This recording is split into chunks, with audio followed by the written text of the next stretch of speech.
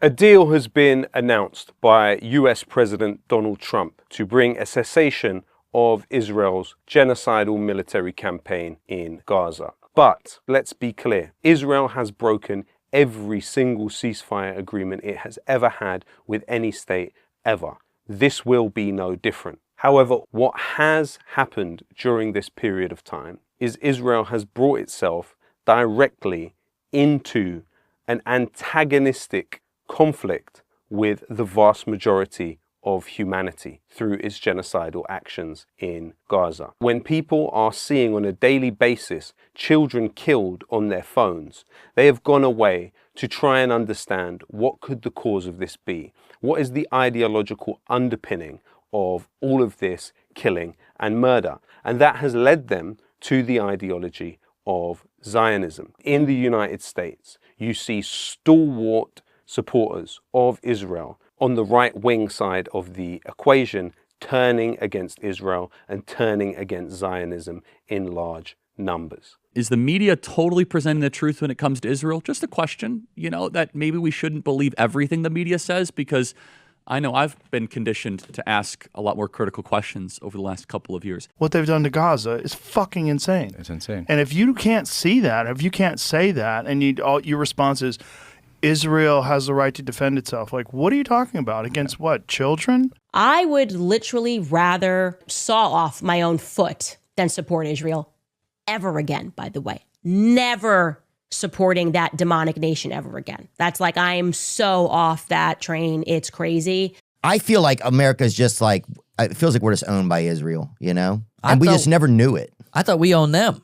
That's what I thought. Uh-oh. Bibi's running around, this is a fact, I'm not guessing about this, is running around the Middle East, his region, and his own country, and telling people point blank, just stating it, I control the United States, I control Donald Trump. It's too humiliating, I can't handle that. Israel has woken the world to the horrors of the Zionist project practiced upon Palestinians, and people will never go to sleep again.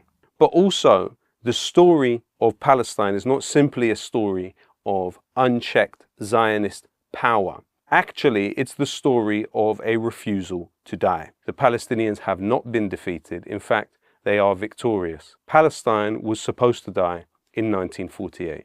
It didn't. Palestine was supposed to die across the last 2 years in Gaza. It didn't. The Palestinian resistance has taken its place alongside the Viet Cong in Vietnam, the French resistance in World War II, the Warsaw Ghetto Uprising, the heroes of the Irish who refused to bow to 800 years of British colonialism, and all free people of the world, the majority of humanity, support the Palestinians' right to armed resistance as an occupied people. So what do we see today? We see Spain, which has a history of warm relations with Israel, now engaging in a full arms embargo with the Zionist entity. You have Greece and Italy brought to a full standstill by unions in those countries, refusing to cooperate with government diktats vis-a-vis the Zionist entity. You see the majority of states in the world taking positions in the United Nations which are at odds with Israel. The victory that this represents is that Israel's genocide is having to disguise itself and hide in bureaucratic violence. It is no longer able to pursue this genocidal war in the naked way it was before, and with the support of key propagandists that it could rely on for many decades previously. When you look at this recent peace deal, what has been agreed upon is not the full withdrawal of Israeli forces from Gaza. Instead, what you have is the vague promise of an agreement by Donald Trump, acting as the guarantor of this deal, that Israel will withdraw to particular points within Gaza, the specifics to be agreed upon at a later date. In addition to the release of 20 Israeli prisoners of war and captives within Gaza, in exchange, there should be around 2,000 Palestinian prisoners released, with several hundred of them those who received life sentences. What you also have is Israel now obligated to allow the delivery of around 600 trucks of aid daily.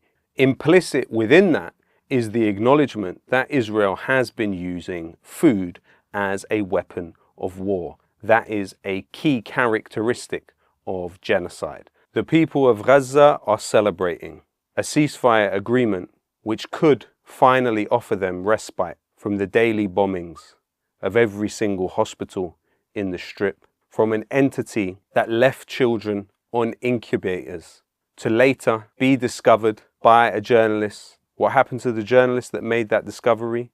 Mohammed Ba'aloushi, that discovered the rotted corpses of babies. Eventually he himself was killed too.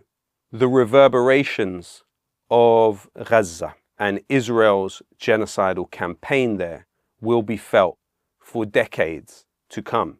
Those reverberations have entailed the changing of laws in other countries, the imprisoning of 33 political prisoners in this country now for their refusal to allow genocide to take place on their watch, the arresting of blind protesters for holding placards with words on them, the arresting of a young man for holding a magazine which has these now criminal words printed on the cover of it. This is the authoritarianism that Israel's genocide has unleashed on the rest of the world.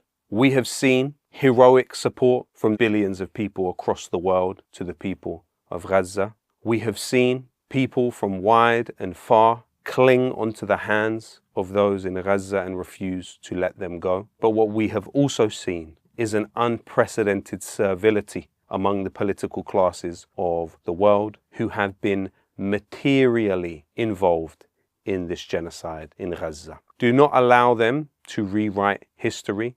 Already you have Israel lobby-backed politicians like John Ashworth coming on TV and trying to claim. And I've wanted to see a ceasefire for 2 years. I think there is a role that the Labour government has played in this as well. Remember, Labour has done what it can diplomatically. Simply not true. The UK has been a party to this genocide by sending RAF spy flights, R1 shadow planes over the top of Gaza on an almost daily basis, even in the hours around the killing of 3 former UK military personnel in Gaza. Over the next few months, they will try and tell you that the war is over. Genocide in new clothes. They will try to assure you that there are legal processes playing out to establish the facts of what did and what didn't happen in Gaza. Do not allow them to treadmillize you and to nullify your aversion to this human suffering. Do not allow them to demobilize you. Now is not the time to retreat. Now is the time to escalate. Over the last 2 years, there have been very, very, very few news organizations that have actively investigated and covered the genocide in Gaza in a serious way that will stand the test of time. I would say that Double Down News has delivered a pioneering service to humanity during that period. So please do support them on Patreon in any way that you can.